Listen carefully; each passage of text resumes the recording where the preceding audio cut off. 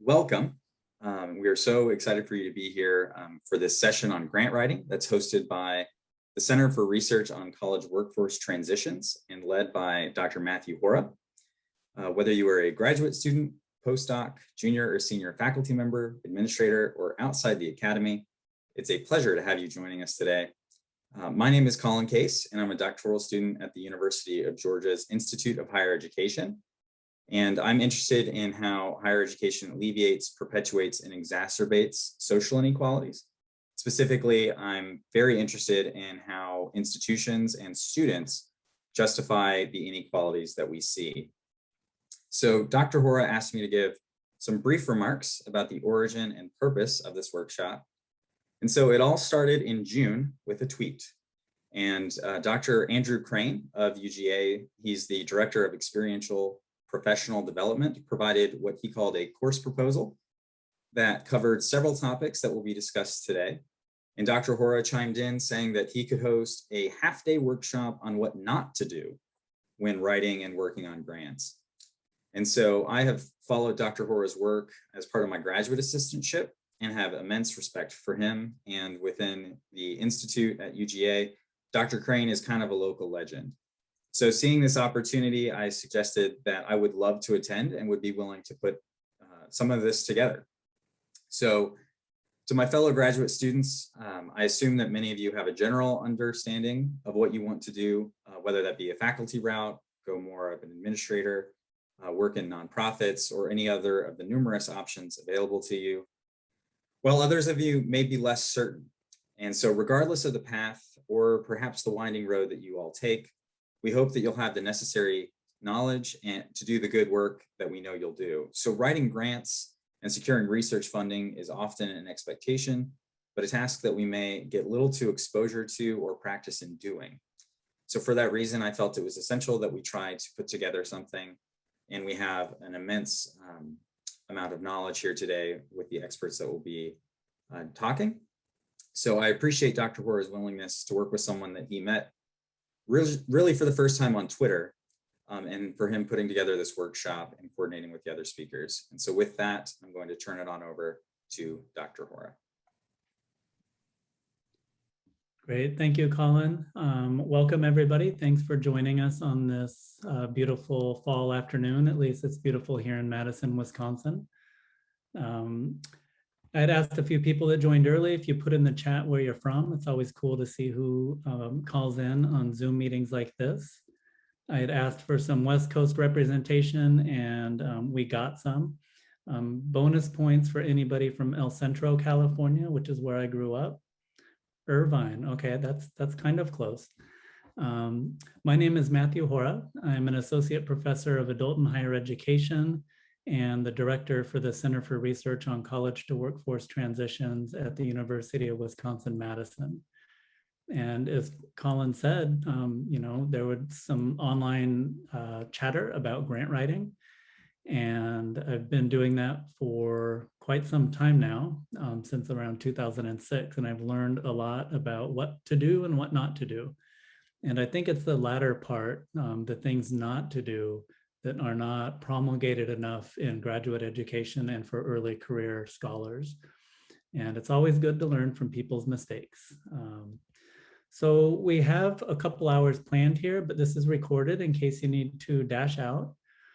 We have a couple guests that will be coming in live. Around 1:15, Kurt Brown is a grant writer and editor par excellence at WCER, which is the Wisconsin Center for Education Research. He'll be talking about how to find grant opportunities. I have put the slides from Kurt's remarks on a Google Drive, which I just shared in the chat. Hopefully that link works. If not, let me know. And I also put a couple successful National Science Foundation grant proposals on there, so you can kind of see some of the writing tips and organizational tips I'm going to be sharing. And then I believe at 1:45, Dr. Adrian Huerta from USC will be joining us. And then later on, I have a recording from my colleague Julie Wong here at UW-Madison. And Adrian and Julie are just going to be sharing some global tips about grant writing and grant administration. So before Kurt joins us, just wanted to give a brief overview of myself and how I was planning this workshop.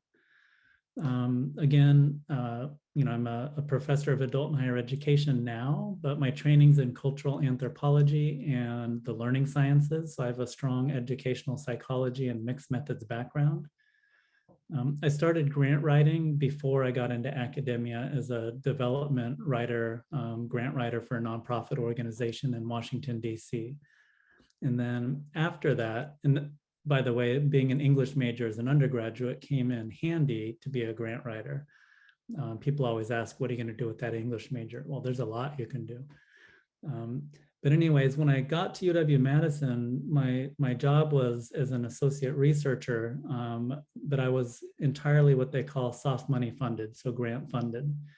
And when you're in that position, you need to write grants for your salary. And so there's a very strong drive to be successful in grant writing.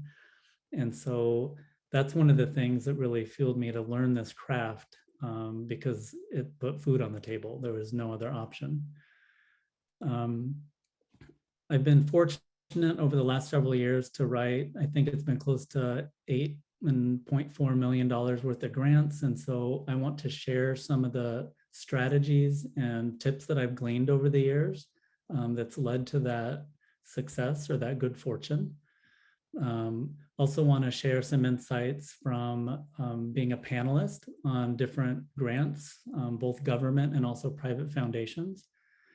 And then I have some insights about where to find grant opportunities that are a little unconventional. And so especially for foundations such as the Gates Foundation, which does not typically have open RFPs.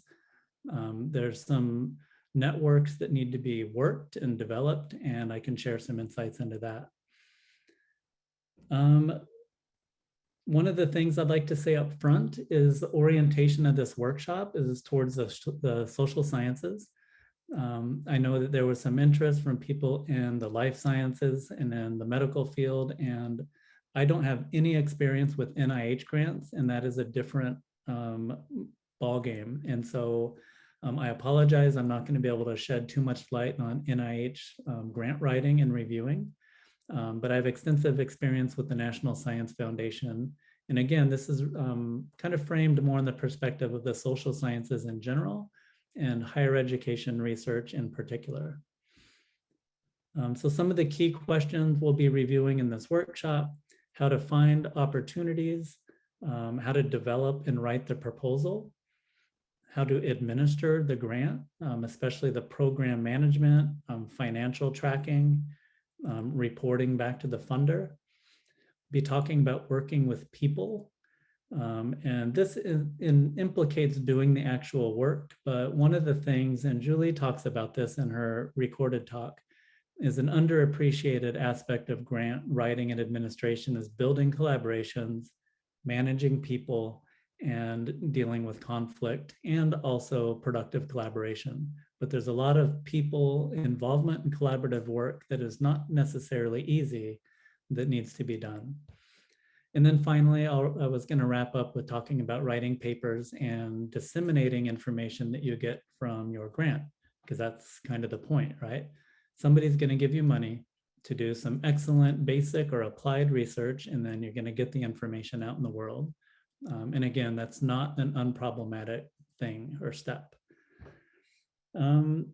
Before we get Kurt on board, I wanted to provide just some global tips for those of you who aren't able to stick around very long. I guess I just wanted to share these again as kind of I guess I consider myself a seasoned professional, maybe a jaded professional at this point. These are some more global tips just I recommend you think about as you embark on your grant writing careers. The first is, and this is something an art teacher told me way back when, and that's find your own gaps. Discover for yourself gaps in the field that you find interesting and necessary to be filled, whether it's through your art in that case or through your research. So find the problems that are not being asked in certain ways or at all, and make yourself the expert in filling that gap. But I would strongly urge you to not pursue gaps in the literature or in the field that other people are already exploring, or that you think are trendy, or that you think funders want. Find your own. Obviously, it helps to orient your research towards what funders are asking about and what the field is interested in. But one of the things that'll make you stand out is articulating your own intellectual, personal, and academic voice. And that's going to involve finding the gaps on your own. Another is being bold and confident. This speaks a bit to writing. Having a strong and confident authorial voice in your writing. As a reviewer, when you see grant proposals come in where there's a lack of confidence, and maybe the design or the research questions are hesitantly stated or framed, you can just tell when that's happening. And so I encourage you, once you become an expert in the gap you're going to fill, be bold, be confident in yourself as an expert, and write that way. And then the last kind of global recommendation about this whole grant writing process is be extremely thorough in your design. I can't tell you the number of proposals that get put in the pile that you don't want to get put into in the review process when there's some basic gaps in things like sampling or research instrumentation or dissemination. You kind of want to approach, and as we'll talk about in this workshop, the proposal development process really depends on the funder and their requirements. But generally speaking, you want to approach this almost like you're writing a business plan for a startup. You want to think about everything. What's the sampling frame going to be? What are my analytic methods? Who am I going to disseminate this to and why? Think about all these details and be extremely thorough in your research design, and make sure that those details get in the proposal word count allowed. It's just one of the key things that, again, makes a proposal that could have really interesting questions be very well intentioned. But if it's missing certain things that the panelists just have questions about, fundamental aspects of the design, it's most likely not going to be funded. So find and fill your own gaps. Be bold and confident as an author and a scholar, and be thorough. And with that, I am going to make sure that Kurt is here. And Kurt, I'm going to give you total permissions to do everything, anything you want. Are you there, Kurt? I am here. I don't think I can get my, oh, there we go. You got my screen on. Excellent. Yes. Thanks, Matt. Everyone, this is Kurt Brown from the Wisconsin Center for Education Research. Kurt, I believe that I introduced you as an editor par excellence at UW-Madison and a grant writer, and you're going to share some wisdom about finding grant opportunities. Thank you for joining us. Well, thank you for having me. I'm now, Matt, I need to have permission, I think, as co-host to get my screen up. Is that right? Can you see that screen? I cannot see your screen yet. Let me try to give you as many permissions as possible. Maybe, is that, now is it visible? Yep, there you go. Colin says yes, all right. Let's see, let me do a little arranging here so I've got everything right. Let me add something, Kurt, really quick. Sorry. Sure. Colin will be monitoring the chat for questions if anybody has any questions. And so please type away in the chat, and we'll have some time after Kurt's presentation for questions for Kurt. But if you have any for me about this overall workshop, go ahead and type away and Colin will take note. Very good. I have just gotten over, it's not COVID, some sort of cold, so my voice is a little bit rough, so bear with me. And I jumped in and I heard Dr. Hora talking about being bold. That can be very frightening to people who are first writing their proposals, and finding your voice. Those are things that seem like they take time.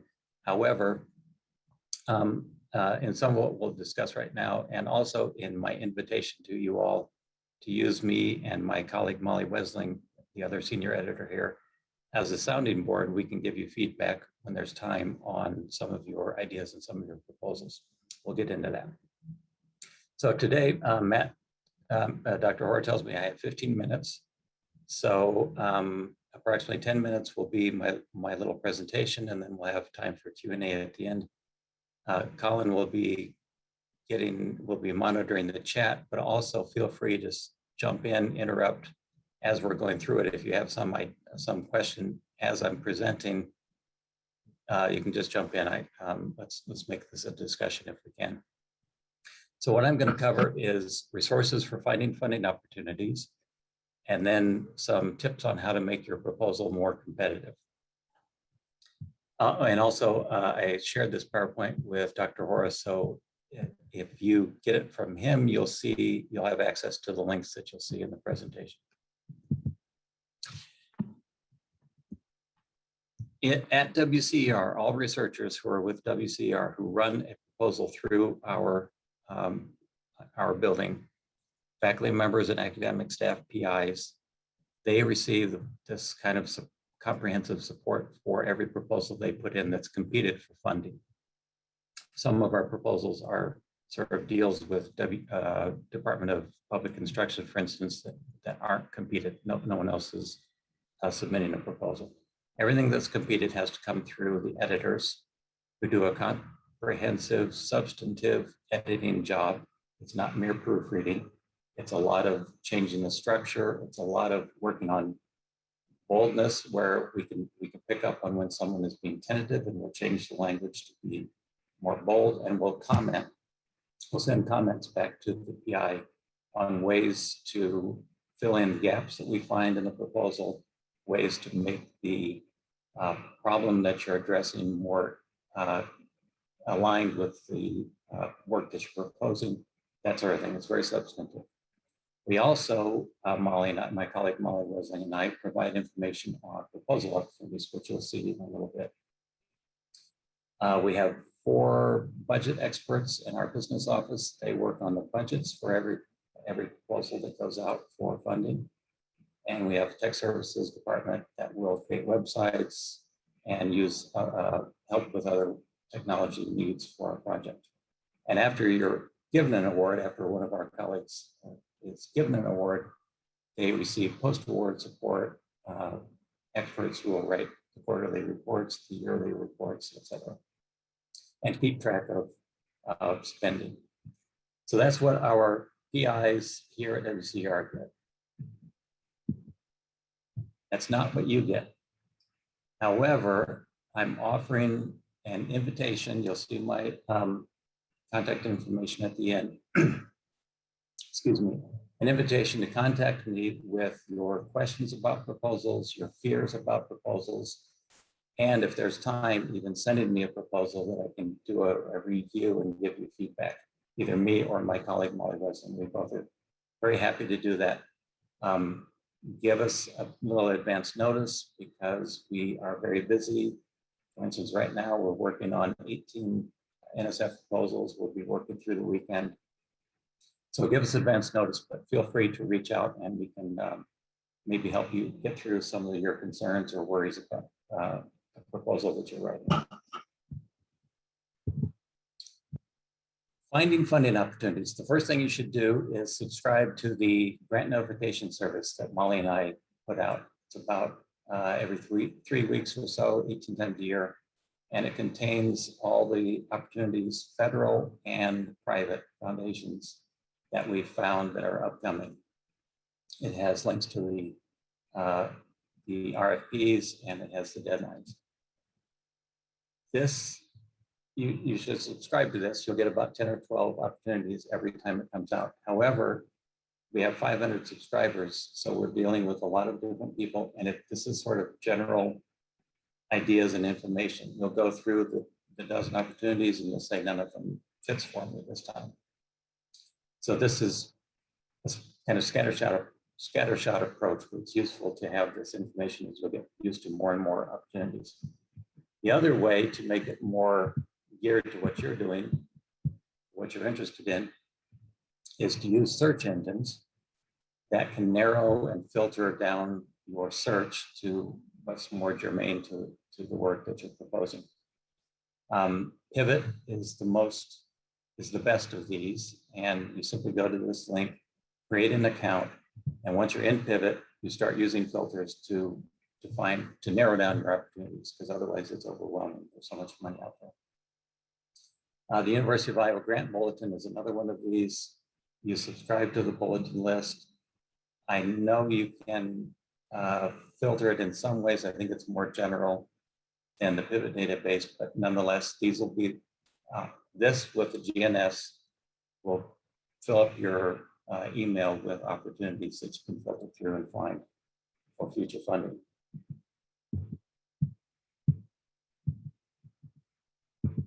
I skipped one.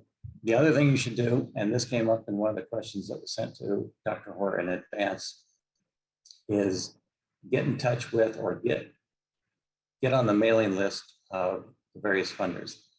NSF, NIH, pardon me, Department of Ed, those all have ways that you can receive information on upcoming proposals. Some of the foundations are a little more tricky to get in touch with.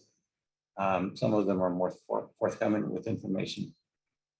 But you should get to know these by going to their websites, getting on mailing lists if they have them, about opportunities and about what they're interested in. Their portfolios change. WT Grant, for instance, has changed their portfolio very much over the last couple of years. So a proposal that would be pertinent to them 3 years ago is no longer pertinent. You need to keep up with what's out there. This is a quick little précis of what each of these is kind of interested in. So now into making your proposal more competitive for these funders. The first thing is, and I heard Dr. Hoare talking about this, is the problem and the gap that you're going to address. State the problem, state how you address this problem, and ways to show relevance is to describe the existing practice as you see it, show how you will show the shortcomings or show what's not been investigated, and that's then your focus, and tell us how your intervention will address this gap in knowledge. With impact, you're showing, and this is right away, you're showing this right away in the proposal. Don't make the reviewer wait until page 10 to see what the problem is, what your solution is, and what the likely benefits are. Make this known in the first page. Just as a rule of thumb, if the reviewers don't know this information in the first page or even paragraph, they're not going to go very far with it, and you're not going to be funded.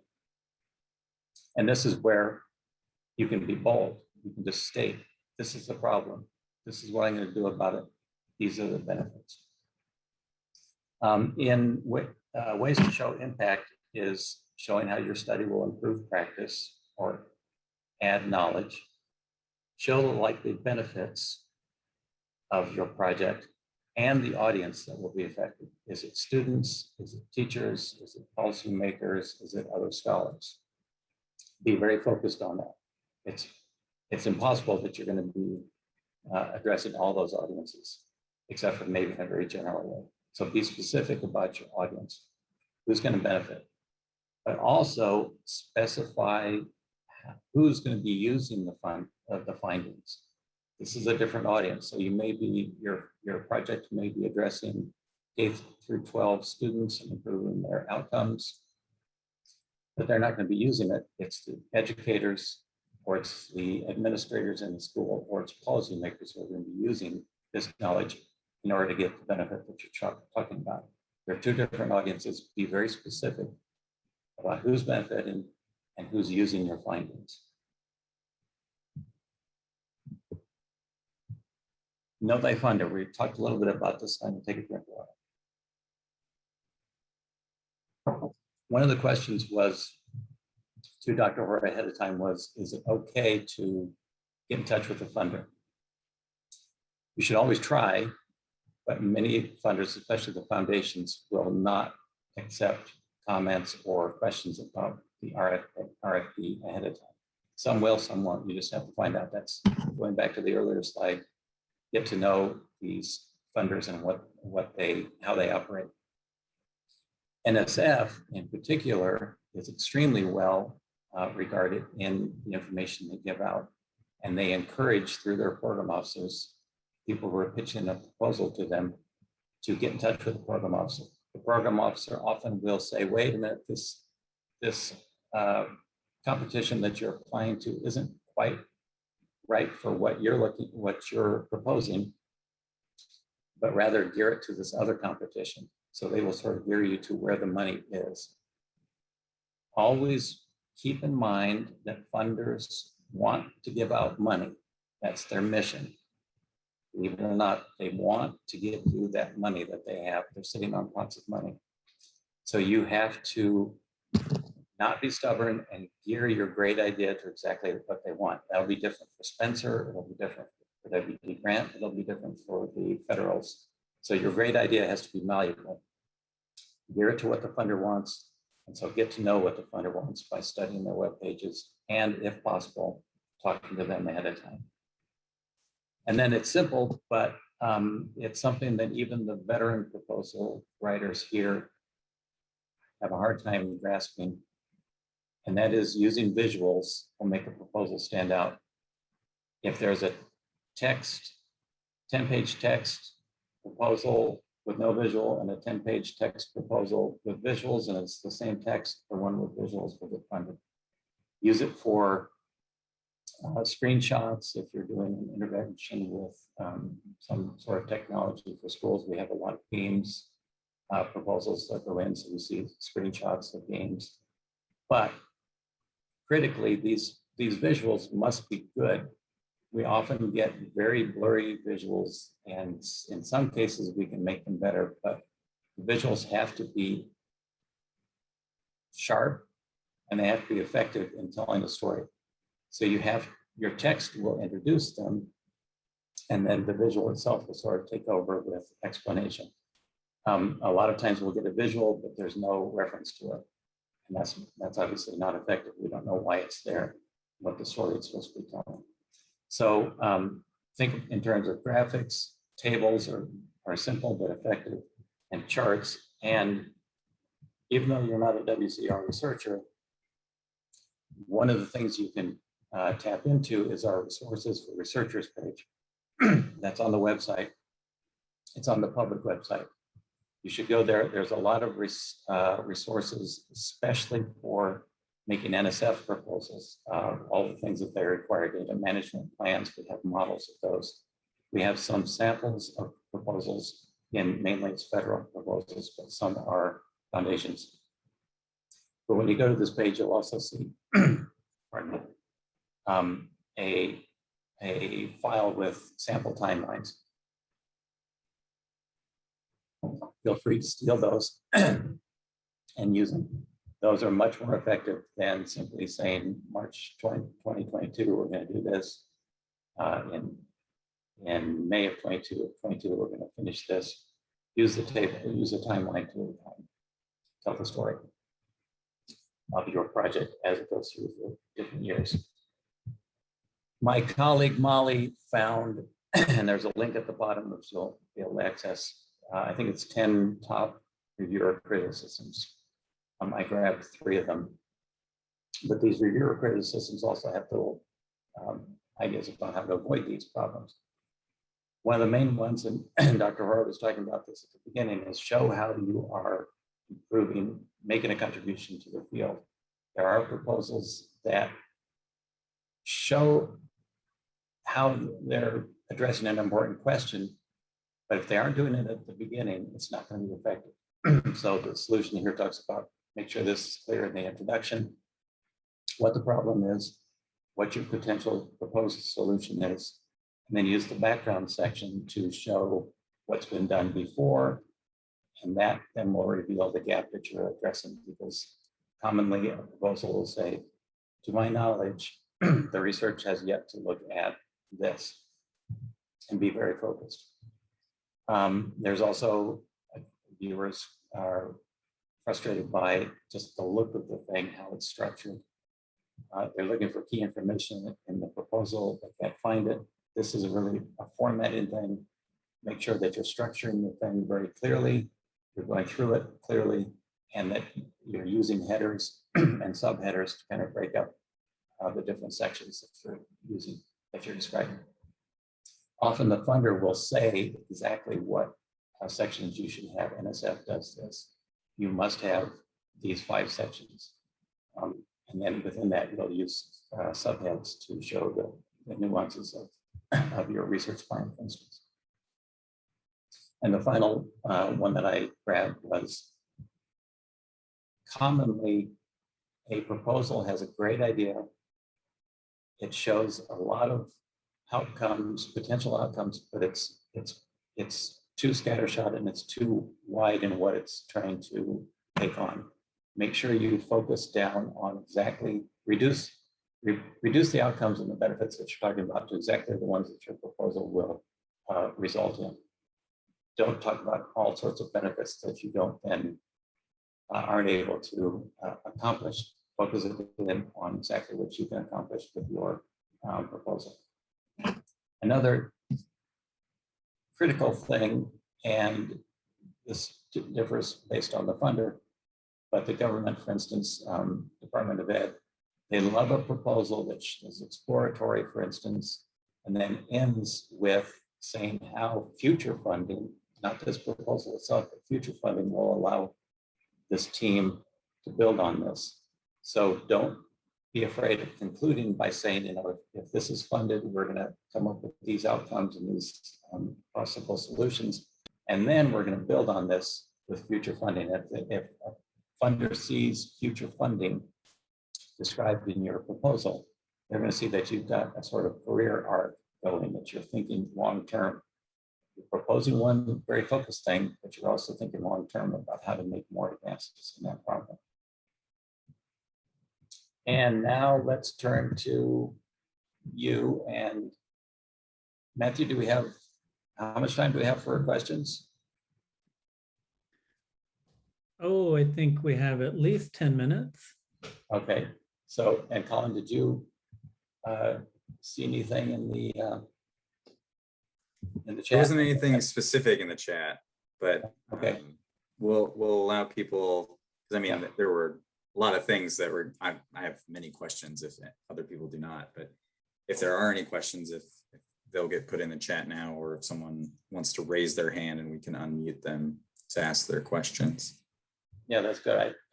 I see 4 things in chat, I guess. But yeah, let's. One was about the subscription of how to do that, and Dr. Hora answered that one, yeah. and then I included the resource link that you were referencing. Yeah, use get the PowerPoint from Dr. Hora and use the links, and they'll be explanatory on the GNS and the other ways to find funding. And there's my email. Feel free to contact me, and we can set up time for me to give feedback on proposals, or even before you're writing a proposal, contact me if you have some questions. Okay, I'm gonna ask Rachel to unmute so that she can ask her question. She did put it in the chat, but we'll. Is this Rachel Santiago? Rinbarger. Oh, okay. There's a Rachel Santiago on this call, I know. There's so many Rachels everywhere. Okay. Well, my question is about knowing where to start. I've identified some grant sources, proposals that seem to all work with mine. I work on racial equity, so it's kind of a hot topic right now. Yes. My question is really about, how do you pick the right one? Some are, millions of dollars. Some are just a few thousand. I'm not really sure, as a new researcher, how to figure out what's feasible, which ones should be the ones to go for first. Yeah, and there are several possible angles into that question. One is you should go for all of them if you have the time, which is probably not feasible.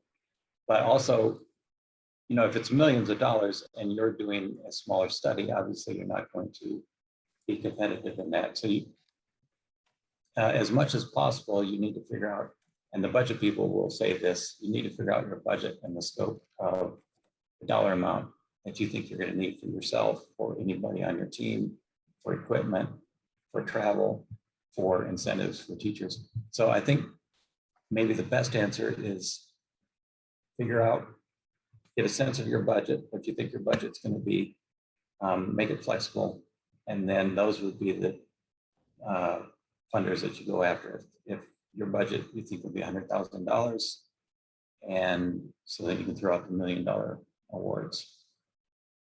But really, you should be going after, I mean, maybe you can make up then another proposal that's for $1 million. You might be able to conceive that. So in other words, this is again pitching it to what the funder needs. Try to, don't try to limit yourself, because you can use your idea and you can use it in different ways for different funders. Rachel, did that give you any sort of insight or help?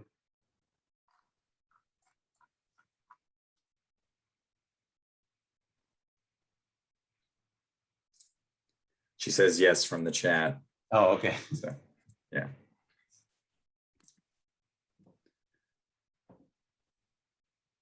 There's another Rachel in the chat. Hi, now it is Rachel Santiago. We hello, really Rachel. definitely Yeah, are everywhere. Yeah. One thing that I am still working on, as I'm sure many of us are figuring out how to map out my time strategically over the course of, whenever I find out about the grant until the grant deadline. Do you have any resources or recommendations for kind of creating that workflow? Knowing that, of course, some of it just comes with practice. Yeah. I have to be honest, I don't know that we have any resources on our resources for researcher page. I would have to look, and you can look there too. There may be something about timeline. I can also, I'm just going to make a note, because this is something I'm sure we have some sort of resources we could send you. But generally, the idea is you have to build in a lot of time for an iterative process. Most proposals that go in are written just before the deadline, and most proposals that go in are not funded. That may be cause and effect, who knows? But it's very useful, if you can, to write a proposal, let it sit, give it to colleagues, maybe send it to the editors here for feedback, and then go back into it with comments and more fresh idea. So that means you should at least start writing at least 4 weeks, if not 6 weeks in advance, because you need that time to let it sit after you've done a first draft. Let your own ideas percolate, let you figure out exactly how you want to tweak the focus so that it's not too scattershot. And also, if possible, get feedback from other students, from knowledgeable colleagues, and from professional editors. But I want to jump in, Rachel. Again, I'm thinking about what the budget people say.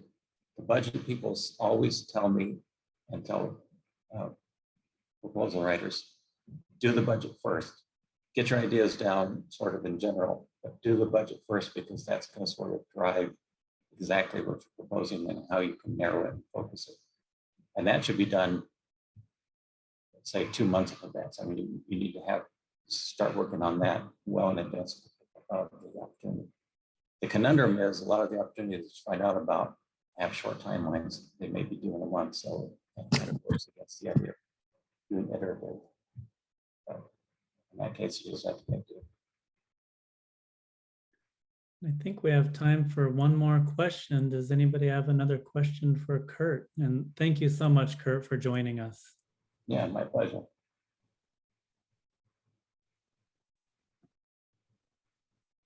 Colin, you can be selfish, and you're the co-host if you want to take the floor and ask Kurt a question.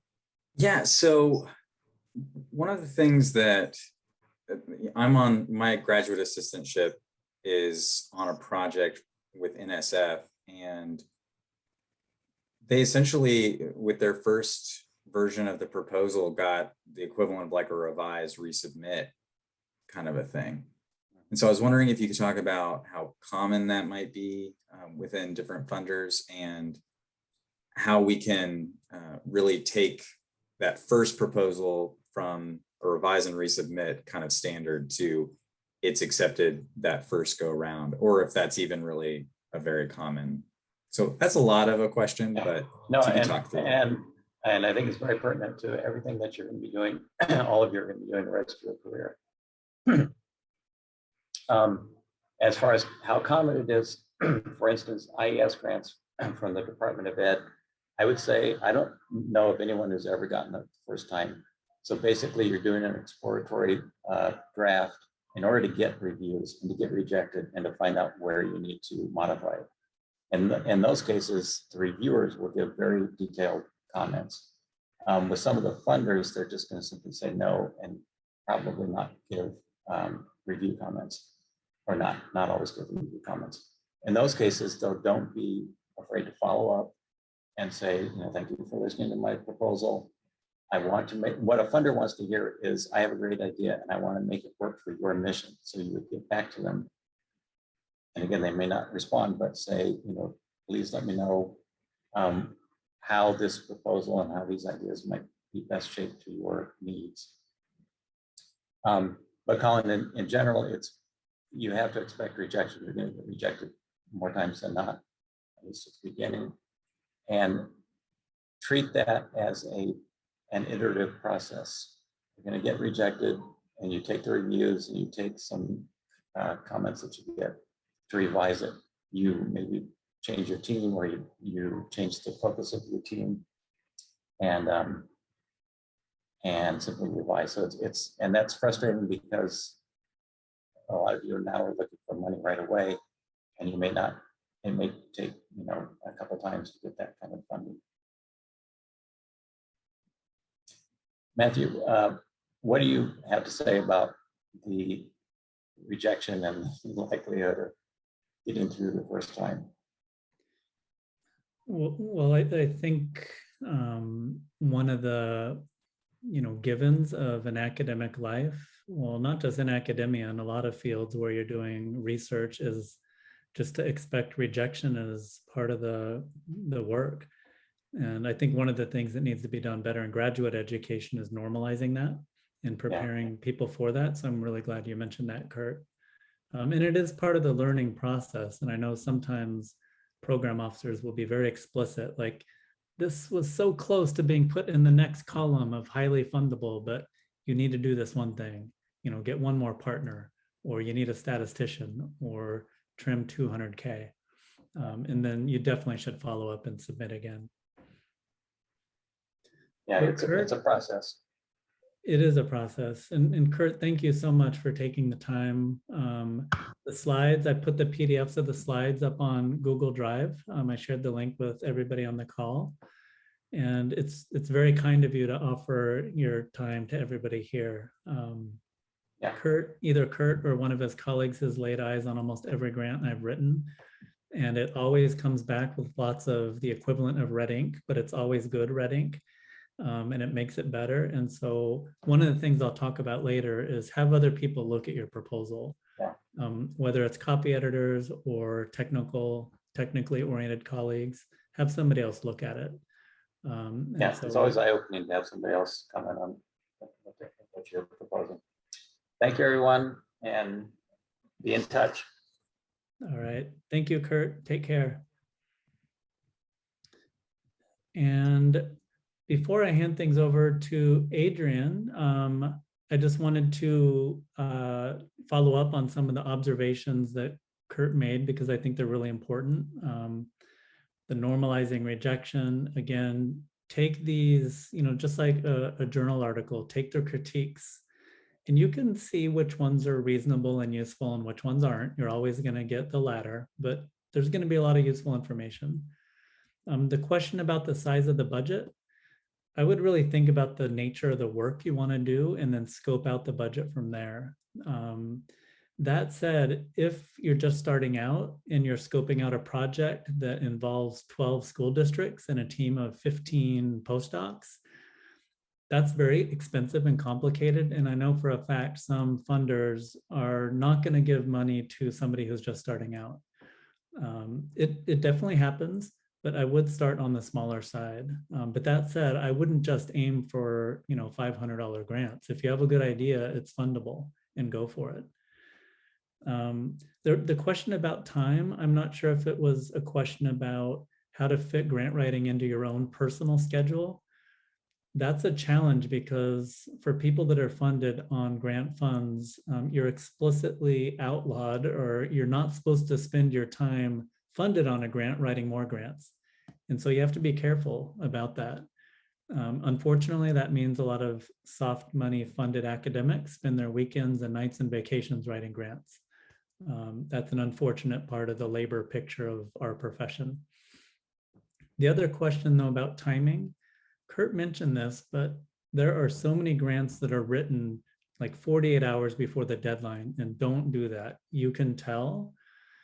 It's even worse if that grant involves partnership building, because partnerships that are cobbled together at the last minute rarely work out. And so try to build in advance notice and thinking about and designing your project. Kurt's observation about making sure all of your key questions and outcomes are up front, like in the first page, is very important. You don't want to keep the reader waiting until page 8 to figure out what the heck are they going to study. Like, get the reader really up front and early, knowing exactly what you're proposing to do. And then this idea Kurt mentioned of a career arc. This is a question I think it's pertinent for any early career researcher, whether you're on the tenure track or you're just building your career. Funders, mentors, your tenure committee, they want to see what they call an upward trajectory, right? That you're building towards something. And so it's not a bad thing. Sometimes you may want to wait till you get a first grant and then you can explicitly build on that.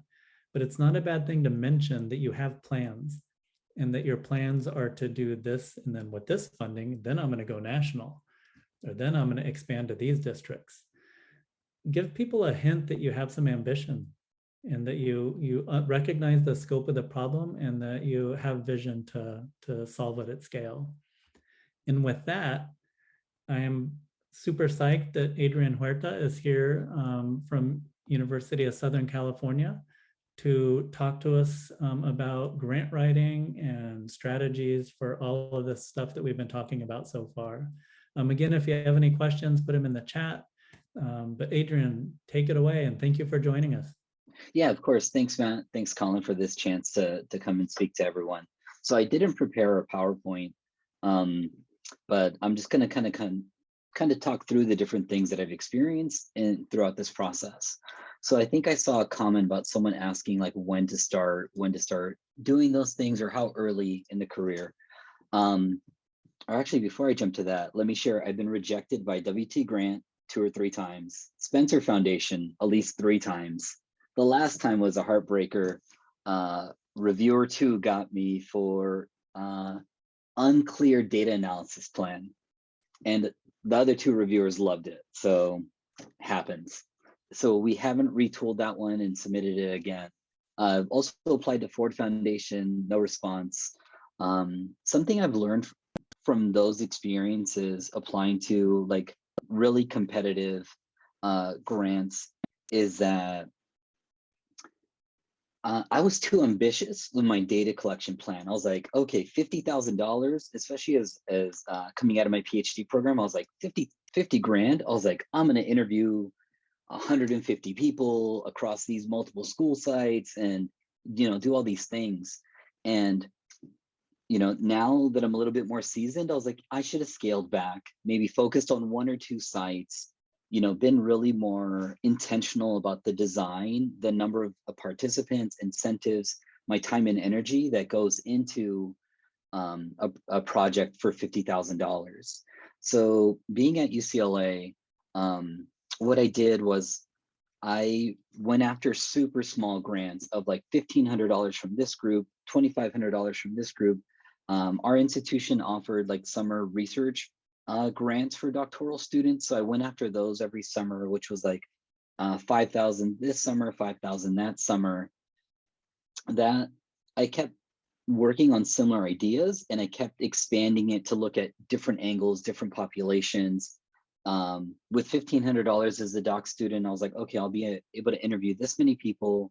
I'll be able to transcribe, provide incentives for, you know, X amount of people, transcription services for this, and a little bit of travel to get to these different places. So I was really intentional about, you know, building up and thinking in the long run. I was like, let me show funders that I can manage these little grants and turn it into something bigger. So by the time I hit my, I was a PhD candidate, I had secured, you know, was that like almost $15,000 in like institutional and external grants. And then I received the ARA Minority Dissertation Fellowship for $20,000. And that was really transformative in the sense that I had money to be, and also in the sense of backing of ARA to say like he's doing really important educational research stuff for my area of Latino boys and men. So then fast forward a little bit, by the time I graduated from UCLA, I had secured about $100,000 in grants, fellowships, and evaluation dollars. So I was able to expand and start working with colleagues that were already assistant professors and teaming up to do evaluation work. So then that way I was able to like get some grant dollars, but also do evaluations for different nonprofit entities and use my research skills that I had built up. So then as a postdoc, I did another research evaluation, and then I applied to a small grant for $20,000 to study student parents. And then the community college that we're studying offered to actually match those dollars and give us an additional $20,000 to expand the study to be able to study more student parents at that institution. So little by little, I was able to build up, I guess, my research research portfolio. And then my latest grant was for $300,000. So each of these grants were really important for me to, one, you know, like I said, build up my portfolio, but then also with larger dollar amounts comes more responsibility. So with my latest project that I actually just finished this summer, we were studying men of color retention programs. And through a generous grant from the ECMC Foundation, I was able to use some of those funding for staffing. So I was able to hire a part-time project specialist who helped me manage the 4 to 6 work study students. These are primarily master level students. And they helped me with like qualitative data cleaning, annotated literature reviews, coding, webinars, conference presentations, and now they're helping me with publications. So I think that was another part that Matt wanted me to talk about, was like the mentoring, the writing, and those pieces, I think have come in really clutch at this point to start thinking about like the bigger projects and how to manage those things. What helped me for that grant was something that Kurt and Matt both talked about, was building a relationship with the program officer.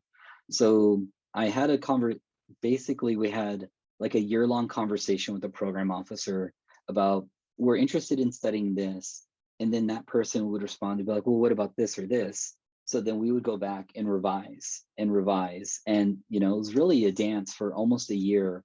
And then once we were at a place that really worked for both parties, then we were invited to put together a full proposal once we had like a really clear vision of what we were trying to do. At that point, we also welcomed an advisory board of national experts to help us with our grant, to think through the grant. And for me, that was my first 6-figure grant. My co-PI for the first year of the project was a senior scholar. And I think that also helped, as well, as Matt was talking about, that sometimes funding agencies aren't as eager to maybe give a junior scholar $500,000 to be like, here you go. Because I think that after that first year, my colleague stepped down and retired. So then I was left to managing this large project with a pretty robust staff as a junior scholar.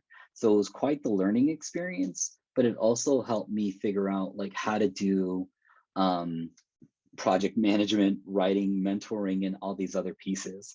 I see Rachel has a question for me, so I'm going to jump into that one. For the most part, for the things that for some things, I was an independent contractor. I don't know about the LLC pieces and what that looks like. I know each university has their own rules about what consulting looks like through an institution. And especially for some of the consulting that I have done, they have USC has very strict rules on overhead and indirects, and sometimes amounts might not be as generous as SC would like. With respect to that, recently I submitted a grant to IES, and seeing how overhead is really lucrative on federal grants, it makes sense why USC and other similar institutions would want large federal grants because of that overhead cost. Let's see, regarding building relationships with program officers, I basically reached out to a number of program officers even this summer to say, like, here are some ideas or things that I'm working on. Like, do you have 15, 20 minutes to connect with me and talk with me about these ideas? Some program officers were really receptive and reached out really quickly. Others, I don't want to say the word ghosted, but I never heard back from. But you know, sometimes it wasn't a perfect alignment, or sometimes I would have a conversation with a program officer and he or she or they would say, you know, that's not where we are right now, but you might want to talk to this organization or this organization because there's more of an alignment. So earlier, Matt and Kurt talked about like trying to find that alignment, and I really want to reinforce that was a really key to try to figure out, if you're studying X, does it align with that foundation's current portfolio? Because each few years they revise their own strategic plan of like what they're focusing on, why they're focusing on it. So, you know, maybe if you just discovered this foundation and they've transitioned, just say from focusing on college access to college success, but you have a college access project, then maybe that's not perfect alignment. So it's really important to kind of keep up to date with the various foundations on like how they're framing, how they're thinking about things. Other times, for example, like the larger foundations, they might only have one person that's managing 200, 300 proposals. So they might not be able to give you 15, 20 minutes of their time just because of capacity issues. Let's see, what else should I talk about? So, here, let me share this one link. So these are something that I think is really important to think about. And as I learned over this last few years working with the foundation, sometimes foundations will ask you to provide a list of deliverables. And, you know, at the onset, you're like, yeah, absolutely, I can do this webinar and this thing and this thing and this thing. But the amount of time and energy it comes into creating multiple things, especially a well-produced, just a webinar, you know, for that 1 hour, that could be about 2 or 3 weeks of work to really organize and coordinate like a really smooth webinar. The link that I just shared is to one of the products that we produce, which was kind of like a comprehensive literature review on what's happening with men of color in their transition into higher ed and their transition out of higher ed. So that was one of the specific deliverables for us, was to create this comprehensive literature review to kind of be like the state of men of color in higher education and why it's important. And the next, actually, hopefully next week, we'll be releasing a roadmap that we created on how to create and sustain men of color retention programs. And from this specific study, we already have 2 papers in press or accepted. We have other papers that are in the pipeline for them as well. And that also goes along with this specific foundation. They had very, I don't want to say strict, we developed mutual like deliverables on what would be achievable at different states of the grant. So in year 1, do X, Y, and Z. In year 2, you do X, Y, and Z plus these other pieces. And then year 3, like what does that result in? So we obviously had to change some things due to COVID. So our deliverables, instead of an in-person convening, we hosted online training sessions for staff people in multiple college campuses. So I think I'm pushing to my time limit. Matt, am I okay? Oh, you're doing great, Adrian. Did you have any other points you wanted to share or convey? I would say, especially if your budget permits for staffing, I would definitely encourage y'all to try to see if you can or are able to hire work study students, especially master level students. A number of the students that I hired and was able to support are now in like premier doctoral programs. On the flip side of that, though, it's the training, the onboarding, the support to get them to be able to like produce at different levels. So a majority of the students that I hired came in with zero research experience. So the time and energy it comes to teach students how to do annotated bibs, code data, clean data, even putting together conference presentations for primarily student affairs conferences required a lot of energy and investment on my side, but it was also important in a sense for me to give back to students that are first gen, low income students of color to help them prepare for doctoral programs. So definitely, if you can, please do that. Also recognize, like, give yourself patience and grace in onboarding and supporting students as they're going through the process of developing their own scholarly identity. Because not a lot of master's programs teach students how to do advanced qualitative skills or advanced quant skills. So, or learning even how to read and dissect a research article. So those are all skills that for most of us, we learned or refined in doctoral programs. So that could be a good chance to help students get ahead when they're in future doctoral programs too. So I'll definitely make myself available for any questions for you all as well. Great, thank you, Adrian. And I would take that recommendation of patience and grace and extend that to all of us. And one of the interesting things I thought you were going to say, Adrian, about hiring is to hire a program manager. And I recently found out that, outside of economics, social science PhDs are receiving lower salaries than people that have program manager certifications in the Chicago area. Right now, if you have strong skills being a program manager or any skills in operations, which is kind of the term in industry, for handling logistics, scheduling, just managing large projects, you're in high demand. And as a project gets more and more complicated, it's very challenging. And none of us in academia have been trained how to do this, but it's very complicated to manage budgets, deal with reporting, deal with HR, manage staff, do the work. And so if and when your grants start to get bigger, really think about investing in somebody that can do all that. May someday you get to that point, Adrian, where you have to hire a program manager. And maybe that day is now. So no, absolutely, Matt. So like with our grant, we had a little bit of flexibility in our staffing budget. So I had a part-time project specialist for about 1.5 years. And it was clutch because she was able to support me in onboarding the students, helping interview students, and then manage the week-to-week situations with students, because sometimes, especially with supporting some students, they require a little bit more support, right? So sometimes their confidence is low, so you have to like reassure them, provide them additional training to kind of help them get to where they're at.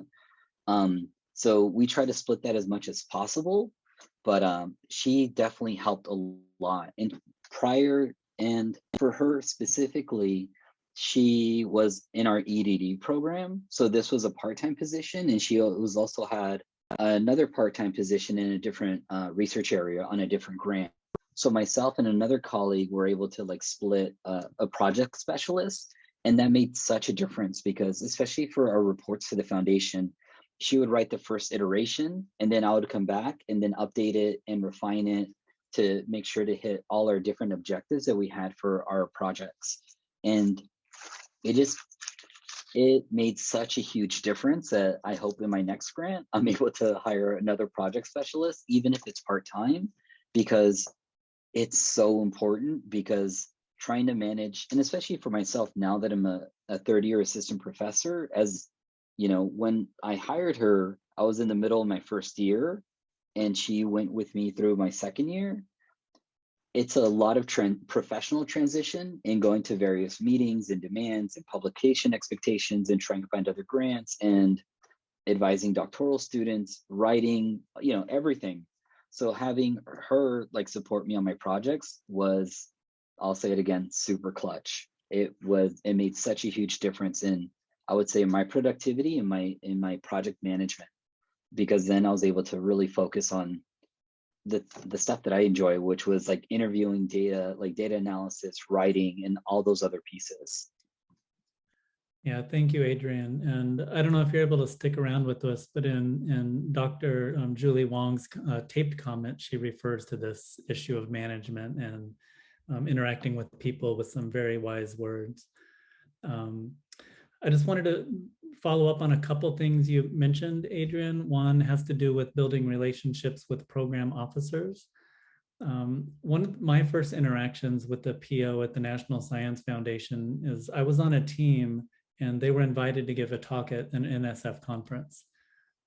This was pre-pandemic, obviously, but NSF and other foundations typically have conferences where they bring in funded projects to give talks. If you have that opportunity, against my instincts about not wanting to do public speaking at that point in my career, I volunteered and said, I'll do it. And that was a huge step in my career because I met 3 different program officers who were in that room. And so the more opportunities you have to get yourself out there and to give talks, could be a poster presentation, could be a lecture, doesn't really matter. You just want to get yourself known. Related to that is, Adrian, you mentioned kind of what amounted to a courtship with a program officer. I've heard it mentioned as very similar to dating, and that's actually what happened with my relationship with the Gates Foundation. I was invited to give a talk at the United Negro College Fund in Atlanta. I went. There was a program officer in the back of the room, and it took 2 years for us to have conversations, and it was the dance. And this was my advice that I was going to talk about in the next part of this workshop. Finding opportunities in foundations that do not have open calls. They typically don't like it if you just call them out of the blue and say, hey, I got this idea. It's one of the things where networks matter, but also they will find you. And that's a very frustrating place to be in, because that's the question. Well, how do I get found? And all that I can say is try to give as many talks as you can. Because if I hadn't been in that room in Atlanta and given that talk and started that conversation, a lot of my current research wouldn't exist. And so work those networks, give as many talks as you can, and put yourself out there. I'm going to go ahead and transition to the next part of our talk. But again, Adrian, if you could stick around, that's great. But if you have to go, thank you so much for joining us. And yeah, lots of words of wisdom. I'll hang out. Thanks. All right. I do want to acknowledge a note that Keisha put in the chat, taking time to learn how to lead staff and students with equity and inclusivity in mind. So one of the things about working in academia that, because I didn't have a career trajectory, I wanted to be a researcher my whole life. It kind of came late and it was accidental. So when I first came to UW-Madison, I was a bit shocked at how poorly many staff are treated by faculty.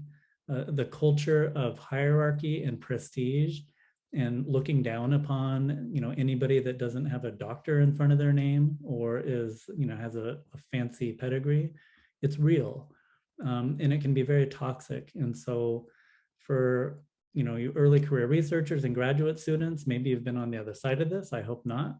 But it's out there. And just as we're in positions of leadership and interacting with staff, becoming staff, and just remember this, to treat everybody with fairness, respect, and just how you want to be treated, the golden rule. It's something that shouldn't need to be said, but it needs to be said. So with that, before I show Julie's video, I just wanted to touch upon a couple other notes about finding opportunities. One is your institution, Adrian mentioned this, often has a number of grants. Some are small, some are large, but keep your eye out. There's often opportunities there that aren't very well advertised, but they exist. I already mentioned giving talks. You never know serendipitously what can come your way. Sometimes there's small fellowships. For example, WT Grant had a $2,000 writing fellowship recently to write chapters in an edited volume on equity in youth. And they're small, but that's one way to build your career, build your portfolio, and they're not super well advertised. So sometimes you just need to go to the foundation websites and poke around really closely. I think that was everything with finding opportunities. Oh, Matt, can I jump in really quick? Yes, please. I would also, for individuals that are connected to education, specifically AERA, there's a number of SIGs and divisions, and sometimes they offer doctoral early career grants of $1,000, $1,500, $2,000. I definitely put my hat in the ring for those too, because it's another way to refine your pitch. And I was a finalist for one grant, and I think it was Division E, Human Development Counseling. Yeah, so in that one, I think I was a finalist for like $1,500 or $1,000. I unfortunately didn't get it, but they gave me access to Deduce for like 2 years, because Deduce was a sponsor for that talk or for that award. So please check out the SIGs and the divisions. They do offer some awards. It might be limited. So it could be a way to join up or to link up with another scholar and go after that 1,000, 1,500, and possibly turn it into a mixed method proposal. Great, thank you, Adrian. So I wanted to talk a little bit about writing proposals and the administrative side of things. I realize this is a ton of information. I didn't have a chance to write up a 1 or 2 pager, but I'll be doing that later today or tomorrow, and I'll put it on the Google Drive. So this is like a super crash course in writing proposals. Try to find examples of successful proposals that you can mimic. It's a very similar idea to learning how to write journal articles. Find one that you really like and that is well respected and that works. And obviously don't plagiarize, but you learn how to write by following the conventions and the style and the method of good writers. And so it's the same with grant writing. Sometimes there's a template like National Science Foundation. They tell you what needs to be in certain sections. If that's the case, then you're golden. I mean, you don't need to structure it. If there's no template, then think back to what Kurt said, where you need to state the problem really upfront and what the impacts and the outcomes will be. Julie will talk about this in a minute. I think she frames it as show me why, show me how, show me what you're going to do. And so when you think about what needs to be in the body of the proposal itself, again, the problem has to be stated, and then you state how you're going to solve it, what gaps are existing in the field, and again, how you're going to fill them. It's really important to be nice when you do this. And this goes for not just grant writing, but article writing. You'd be surprised the number of times people take the opportunity to identify gaps and make, not necessarily personal, although sometimes it is, kind of attacks or kind of little charges at scholars. Like there's a deficiency in Larry's scholarship and I'm going to address it. You never know if Larry is going to be on the grant review panel. Now, the flip side of that's a bit silly. If the person, and I've been in a room where this has happened, if a person who has kind of written the book on a topic is not mentioned in a proposal about their topic, they're not going to be very happy. So it's a little bit of a game there, but make sure you do your homework. And if there's big ideas, big findings, big scholars, do cite them. The detailed design is extremely important. Cover all the details, just like any good social science, from sampling to instrumentation to analysis. Explain your impact and dissemination with some clarity. Some tips more about the writing process that Kurt mentioned, and I just want to emphasize: have others read and critique it. Proofread. Make sure you proofread. I mean, this is one of the kind of the basic things about our line of work, but you would be surprised the number of grammatical errors and typos that get slipped into proposals. The The resources that Kurt mentioned, obviously, many of you don't have, and he was aware of that. I'm glad he pointed that out. But I've seen plenty of solid and successful proposals come out of smaller institutions that don't have all the infrastructure like WCER. And one of the important ones is taking the time to farm out your proposals and ideas to colleagues and people who can give you a critical feedback. But that also goes for writing style and grammar, not just the scientific merit. Charts and visualizations, it may sound silly, but it's true, especially now with data visualization getting far more sophisticated. If you know how to use it and tell a story. The last thing I'll mention about writing is, unless you're in a competition that is highly specialized, say for example, the call is about spatial issues in college access and work-based learning. Well, it's kind of a niche area, and you're gonna wanna write for people who know that area. But that's not very common. And so for proposals, for example, to the National Science Foundation, write for generalists. The people that are serving on these review panels, and this goes for some foundations like Spencer, the people that are reviewing proposals are not experts in your field. So if you're writing for somebody and you're writing as if you're assuming they know everything about student finance or Latinx men in urban areas and their struggles in middle school, you're going to lose the readers. And so you need to make sure that you write and frame the problem and explain your work in a way that a generalist could understand. A few notes about administration. The administration of a grant is something that, again, most of us, if not none of us, are ever taught how to do. It's kind of trial by fire, which is unfortunate. A lot depends on the size and scope of the work, but if there's administrative help, find it, whether it's uploading your proposal to Fastlane, dealing with IRB, maybe there's some contractual issues, maybe there's some finance or grant administration people that can help you put a budget together. These are all pieces of this whole initiative of grant writing that are really important. But they're pretty challenging. So this gets to the time issue. Make sure you build in time to attend to all of these administrative tasks. When it comes to program management, if you can't hire somebody, you need to have a system, just like getting through graduate school. You need to have a system for tracking your deadlines and tracking the work. Whether this is some fancy project management software, of which I personally found none of them suit my purposes, so I just use an old Excel spreadsheet, but you need something where you can track who is doing what when, and making sure that that's referenced regularly to make sure that you're meeting your deadlines. When it comes to money, somebody needs to be tracking expenditures, ideally on a monthly basis, and then comparing that into the money that you have left. So what I do is, we have a whole financial services infrastructure at Madison, but I kind of had to create my own system where I take the monthly expenses, and then I have a sense of all of the commitments that I have for the rest of the grant. And then I balance those together, and there should be zero. There should be a balance of zero. You just need some way to make sure that you don't overspend before the work is done. And unfortunately, this is common.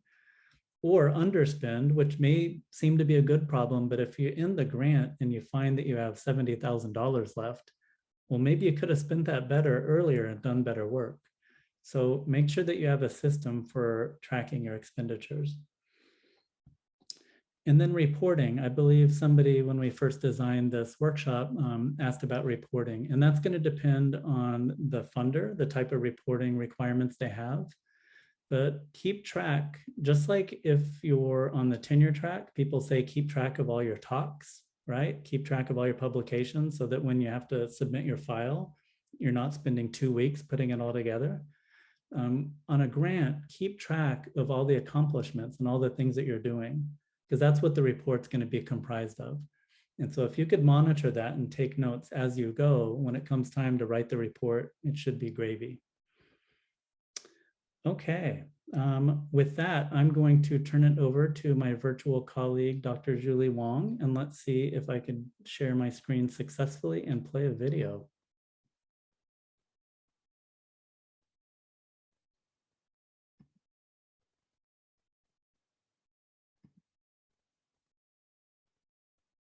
And Colin, can you give me a thumbs up if this works? Members of the ASH community, greetings. So it's quiet, but Higher education it is playing and I can. Wisconsin-Madison. Okay. At the request of my wonderful colleague, Matt Horr, I'm providing some brief reflections in light of several questions he posed about this workshop you're doing together. So the first question was, what were some of the things I wish I knew when I first started out managing grants? I think the number one and most important for me is that I wish I knew the kinds of collaborations that allow not only myself, but everyone on the team truly thrive in intellectual, personal, and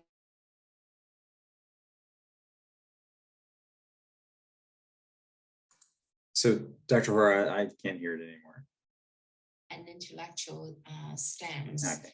In terms of the fact that we really desire cross-disciplinary collaborations, and actually many funders really desire that type of interdisciplinarity as well, which is super important. But beyond sort of the quote-unquote intellectual sense, the individual identities, our learning styles, preferences, and in some cases, our abilities / mental health concerns that are both our potential constraints, but also can be our assets. So all of these important parts that make who we are as a learner, as a thinker, as a researcher, as a team member, as a leader, these are all shaping the ways in which we collaborate with others.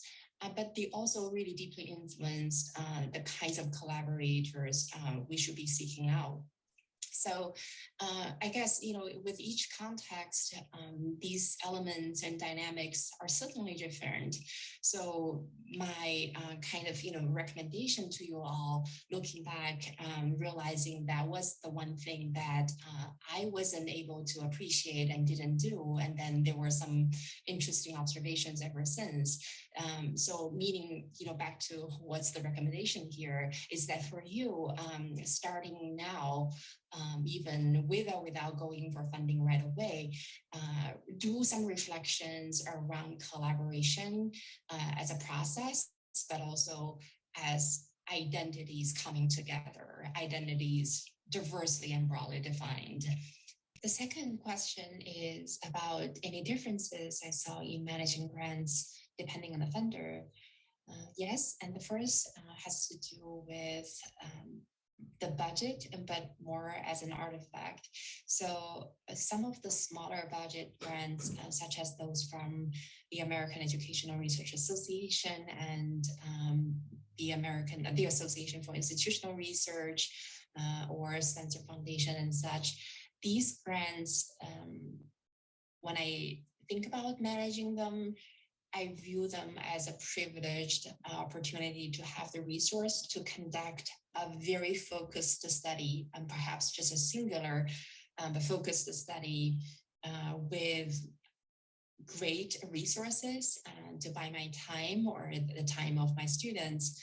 So I just typically didn't think too much about those kinds of projects as management.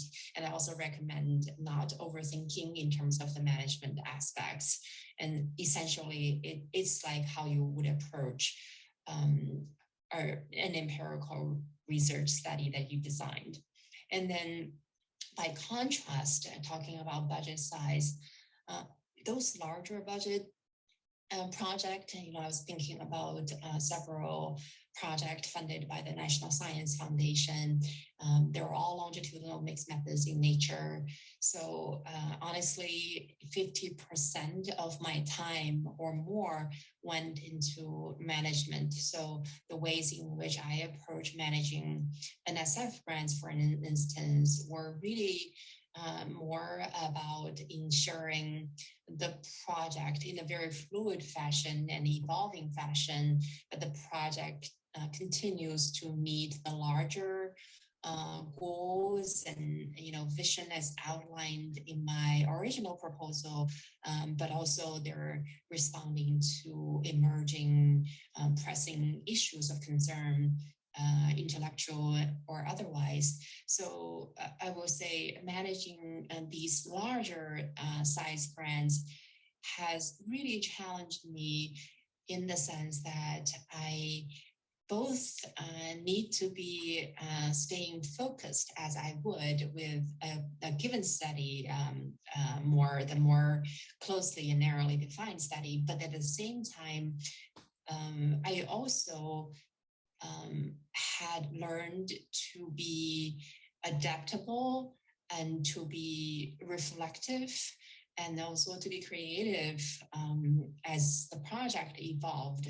So management here was not just about making sure the project is running with integrity and as promised, but also managing emerging challenges and opportunities. And sometimes these two can be very much intertwined, and it's very difficult to tell, it's a challenge or opportunity and such. So I think there's trade-off there.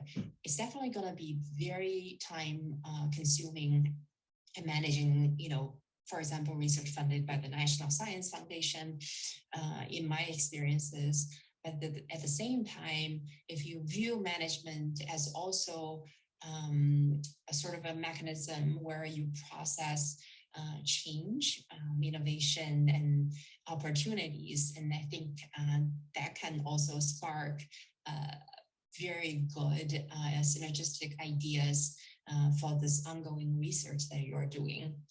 And also talking about funders, diverse funders, even though I personally didn't have experiences with funders beyond the National Science Foundation, ARA, and AIR, I really played with the idea of seeking funding from a different funder than those I just mentioned.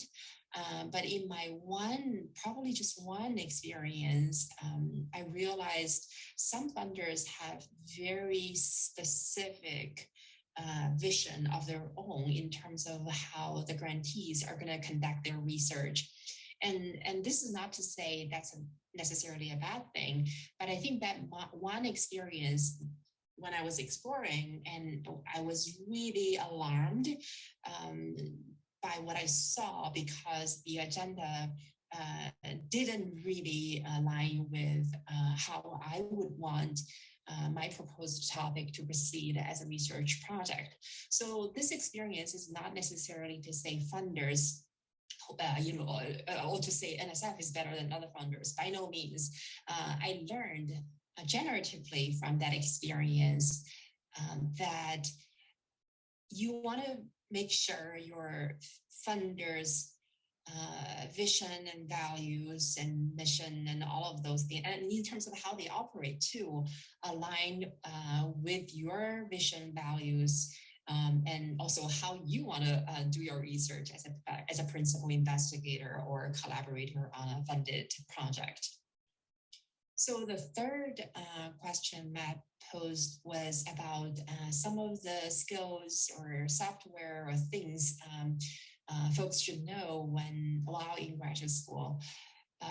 My bias as a mixed methods researcher definitely comes up right away. I recommend all researchers just go take as many methods classes as possible, even if you know for sure you're this critical quantitative scholar or you're a social constructivist and doing primarily qualitative work.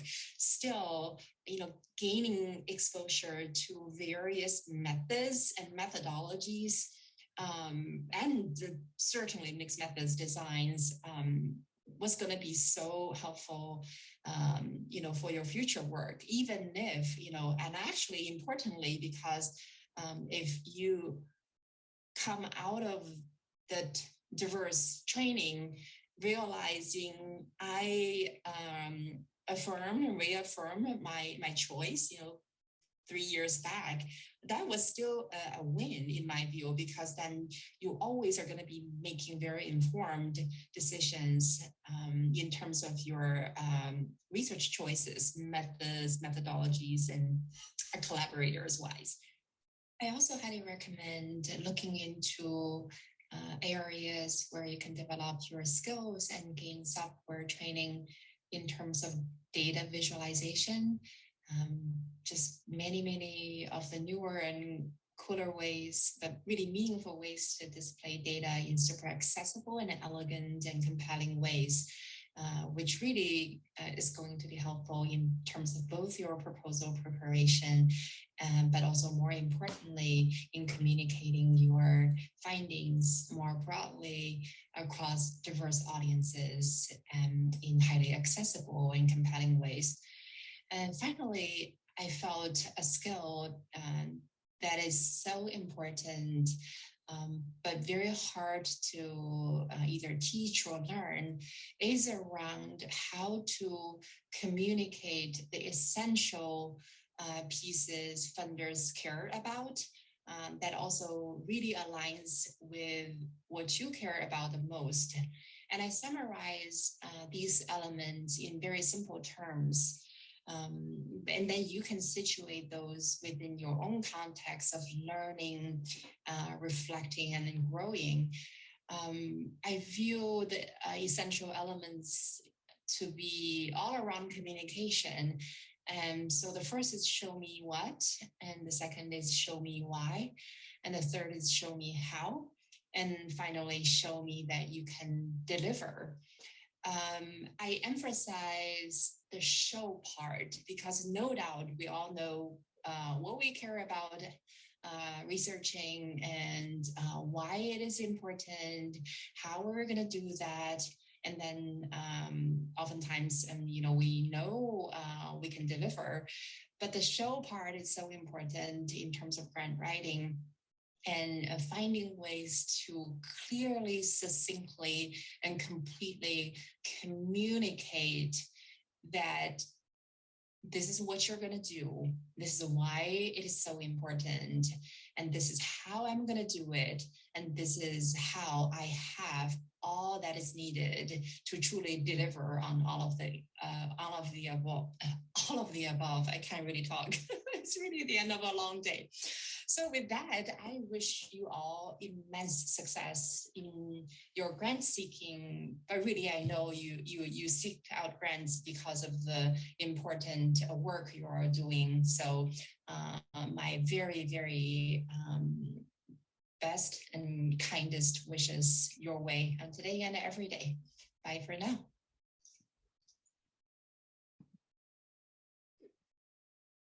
Well, thank you, Julie Wong. So much wisdom there, obviously. If you have the opportunity to meet Julie at a conference, she's a wonderful and brilliant human being. One of the things that I will highlight from her remarks, and then I just have a couple other things to say, and we've been going for a while. We could open up to questions and then sign off and enjoy this beautiful fall weather. I wanted to emphasize the point she made about collaboration. And she mentioned the management piece, and I don't know if you caught, she said 50% of her time is on management, and she brought in the term of management to not just traditionally what we think of, dealing with the budget and managing staff. She also mentioned programmatically, it could be new challenges or opportunities that come up that you as a PI are obligated to figure out, either make lemonade out of these lemons, or this just a shift in the work. Then we need to figure out how to deal with it and, make it work to our advantage. But that 50%, I hope it surprised you, because it often surprises early career researchers when they're thrust into this new role and then realize like, whoa, I thought it was just data collection. It's like, no, there's a lot of this other stuff. Part of the other stuff has to do with working with people. And Julie kind of talked about it in ways that, it's a positive light.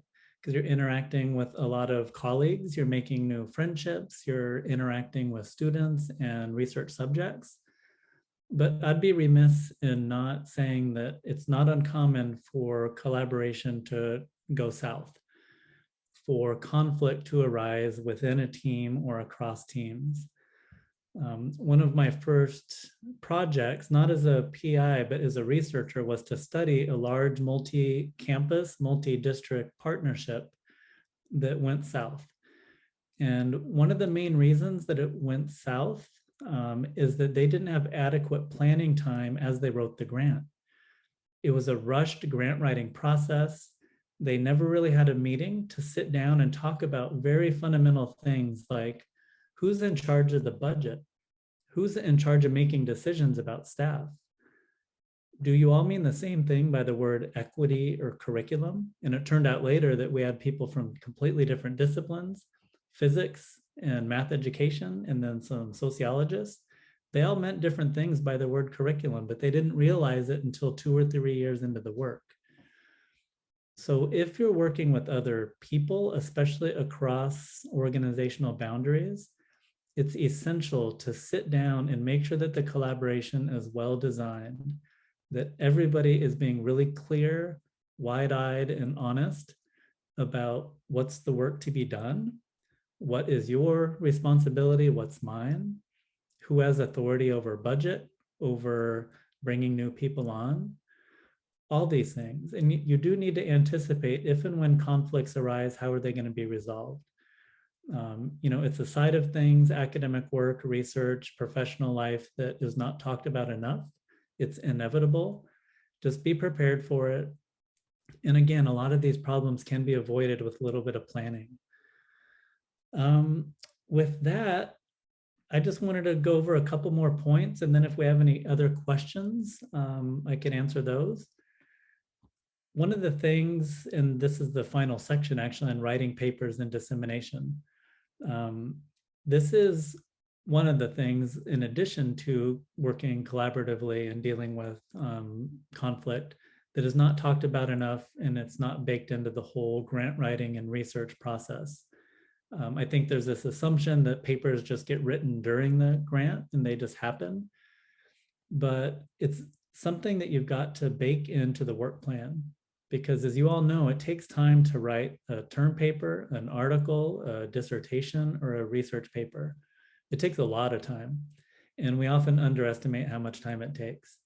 And so often towards the end of a grant, people will build in time for writing. If you can do that, do that. Sometimes funders will say, oh, no, just, we're going to pay you to collect the data. If that happens and you feel like you can, push back and say, well, we can collect it, but we need time to analyze it and to write it up. Now, that said, even if you bake it into your work plan, chances are very, very high you're going to have writing duties and expectations go beyond the life of the grant, which means the money's run out and you still have data and you still have writing projects. That's extremely common. I just want to mention it, that is something that most likely will happen. One of the things, though, that if I could go back and change something about how I've run my research career, is I have collected way more data than I and my colleagues can ever write up. I have way more unwritten papers and books from projects that ended 5 or 6 or 10 years ago than I care to admit. And so what I'm trying to convey to you, and I'm hoping I could follow this, my own advice in the future, is scale down your ambitions when it comes to collecting data and be realistic. Okay, maybe this project is just going to generate 2 or 3 papers, and that's okay. I wish I could get more, but let's be realistic. It may not be a bad thing if you have a lot of productive colleagues and a very productive team, and you can maximize the data that you've collected. But I'm discovering as a PI, it can add to undue stress on colleagues, students, coworkers. Once the money is out, if you're asking people to work effectively at night and on weekends and during holidays, especially in a pandemic, that's a challenging thing to ask of your colleagues, but also ourselves. And so I just recommend make sure that you calibrate your expectations for writing and be realistic about what you can do. The last point that I wanted to make for this whole workshop really on dissemination is more and more funders are expecting you to be a little bit creative when you conclude the grant and say, okay, this is how I'm going to get my findings out there. Traditionally, there's a default about academic papers and conferences. For some funders, that may be okay, but increasingly panelists are looking for more. And so think about social media and writing for the general public. Could be an op-ed, could be an article in the Atlantic. Other ways to reach a wider audience through non-academic writing is an excellent way to get your word out about what you're doing. Creating a good website is now kind of essential for a lot of projects. Funders will send people to it. Your research subjects may ask to look at it. Ideally, you want to have a lot of your research instruments on there, bios of your project team, and you want it to look nice. And so that is something also to build into a budget if you can. And then if you're doing any applied research, and I know some of you are, you're going to want to think about disseminating to your partners or the audience that you're trying to reach. Right now, one of the biggest audiences I'm trying to reach in my research is career service directors in higher education. And so that means publishing in trade journals, trying to write things through NACE, that's the National Association of Colleges and Employers, on their website, finding where are the outlets that those practitioners read. It is not AERJ. It is not the Journal of the Learning Sciences. It's these other venues. And so you need to find out where they're getting their information. Maybe you need to go directly to them. And so sometimes we go to campuses and give data presentations to people at one of our partner campuses. Think about ways to get your information and your findings directly to the people who you most want to impact. And chances are very, very high it is not ASH or AERA or an academic conference. You're going to need to be creative in figuring out other ways to reach people. With that, I think I'm going to end. Are there any other questions in the chat or verbally? And again, I'll write up a lot of these notes and put them on Google Drive.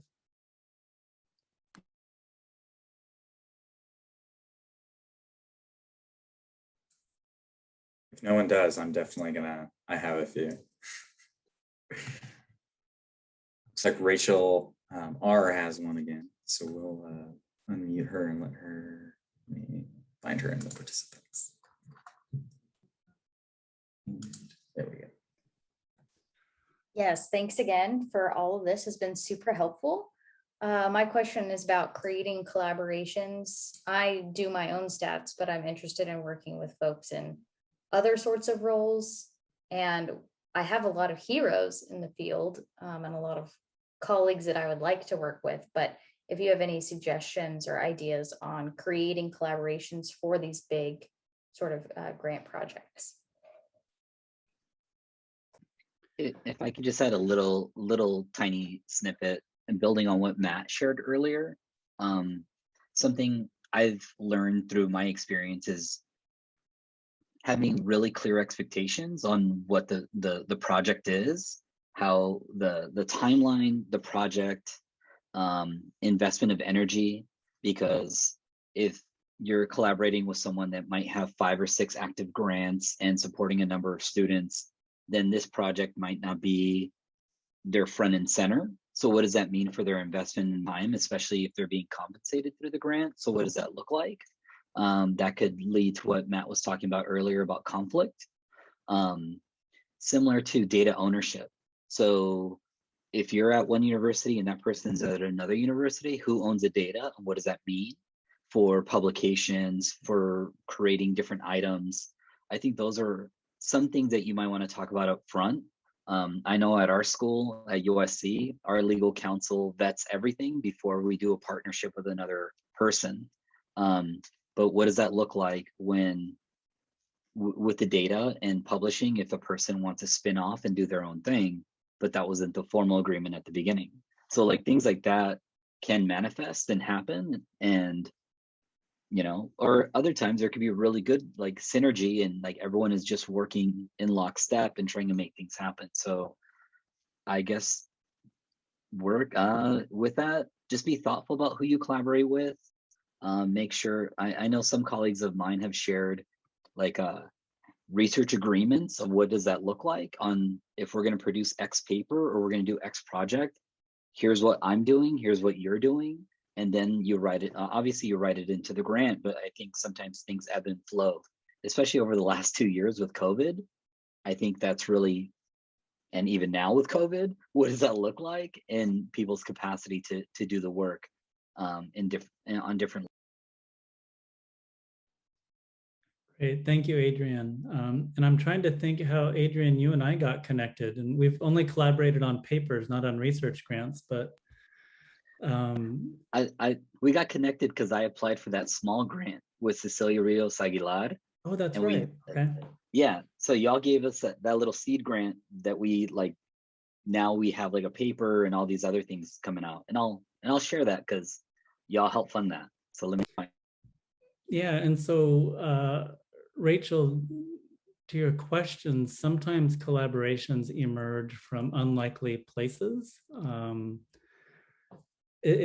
struggling to think about this because you know, the collaborations I've had have come from so many different areas. One of my earliest research collaborators was a graduate student who was assigned an office next to me at Madison, and I ended up hiring him on my project, and I discovered he was smarter than I was, and so we started collaborating and became friends. That was totally random. Others, I've had a program officer connect me with other people doing very similar work, and it was just kind of like matchmaking. Other times there's been, like you mentioned, heroes or people I admire, and you may reach out and they may say, no, I'm too busy. You know, sometimes you're just talking even with classmates or people that you think are in your little sub area. Sometimes it works, sometimes it doesn't. But I think one of the things you would need to do is just to make that initial outreach and say, you know, hey, I'm thinking about writing this grant. And that's at the point where everything Adrian was mentioning about and some of the things I was warning you about or informing you about kick in. When the person says, yes, let's do this, that's when you make sure that, you know, you have these common understandings. So I hope that helps. Sometimes it's random. Sometimes there's a match made. Sometimes you just need to go out of your way and kind of make an overture.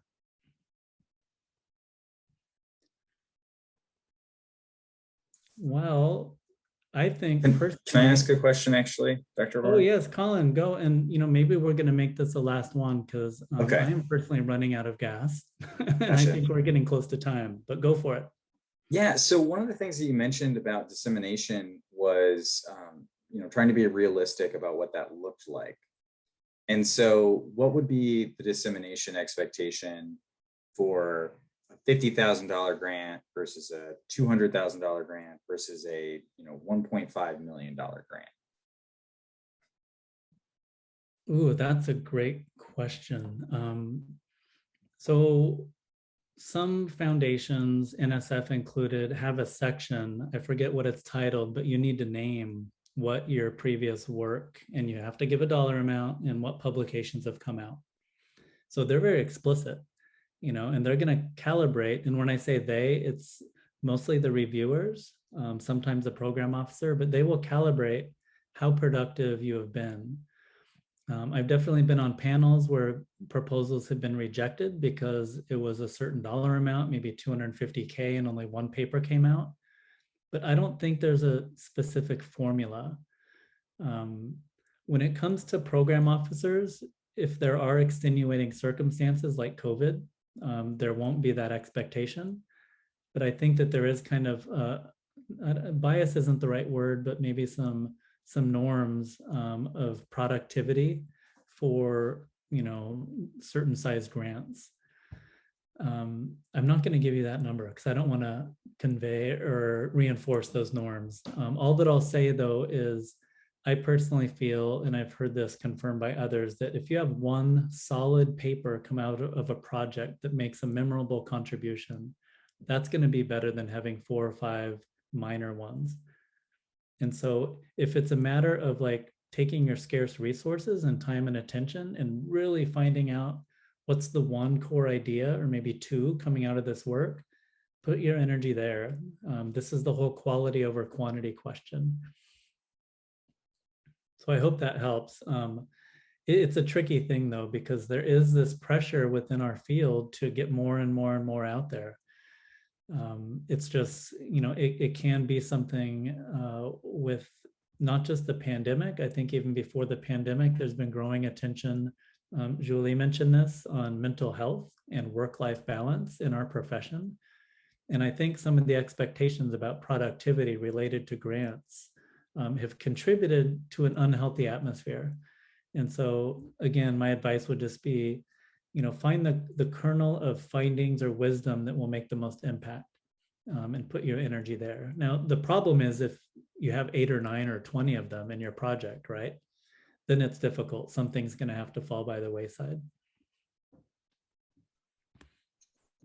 And just to add, like a little tiny bit to that, like I think in total I'm like at 600,000-700,000 in research grants so far, or just over, like the life of securing money.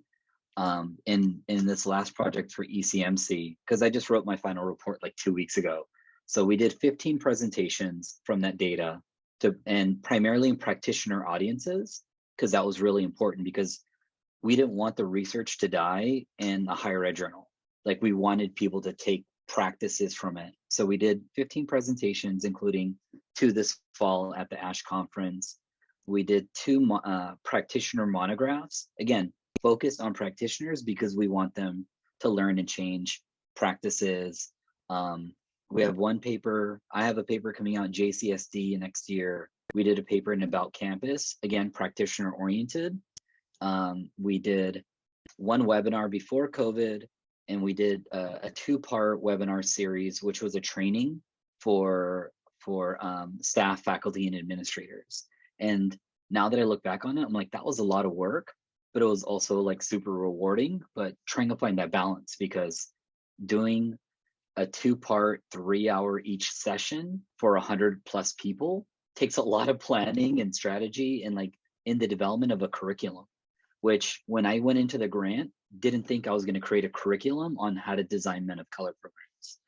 And that's, an extra benefit to hopefully all these campuses.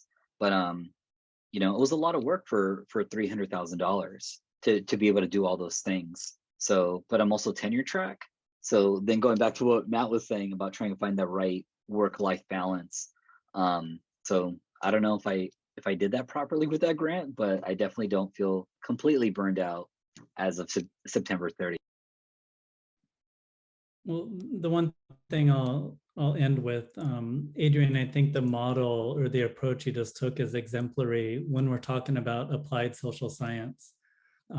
So if it was a different, like more basic social science funder or realm you were working in, maybe it would have been better to put all of those resources into doing presentations and writing for a general audience into a journal article, maybe. But since you're an applied researcher that wants to affect the world, and what I'm seeing with some funders is they're starting to become a little bit more focused on that. They want the journal papers, but they also want some impact. And so the section that I mentioned in the NSF proposal where you need to write your impact, if Adrian writes everything that he just said, that's going to look awesome. That's going to look very impressive. And so I just encourage you, as you think about dissemination, to really diversify. I forget the term you use, Adrian, for the practitioner stuff, but some people call it the gray literature. So it's like technical reports, evaluation monographs. Those, they have impact. Some of those things get way more readership and impact than a journal article, and they get out quicker. And so I encourage you to really diversify and think beyond journal articles while not ignoring that cultural convention in our field. Well, with that, everyone, and especially Colin for organizing this, and Adrian for joining us from Southern California, but all of you who have taken the time this afternoon to spend with us, thank you for joining. And again, there's those things on Google Drive, and I'll post there a 1 or 3 pager. And if you have any questions for me, don't hesitate to get in touch. And yeah, have a great afternoon, everyone. Take care of yourself and stay safe this fall. Thank you. See ya.